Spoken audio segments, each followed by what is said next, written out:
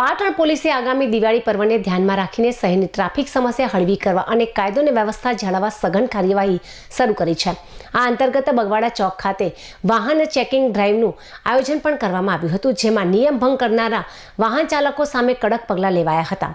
આ ડ્રાઈવનો મુખ્ય ઉદ્દેશ નંબર પ્લેટ વિનાના વાહનો, લાયસન્સ વિનાના ચાલકો અને કાળા કાચ લગાવીને ફરતા વાહન ચાલકો સહિત અનઅધિકૃત લખાણ લખેલા વાહનો સામે કાયદેસરની કાર્યવાહી કરવાનો હતો। પોલીસે સ્પષ્ટ કહ્યું હતું કે તહેવારોના દિવસોમાં ટ્રાફિક નિયમોનું ઉલ્લંઘન કરનારા કોઈપણ વાહન ચાલકને છોડવામાં આવશે નહીં।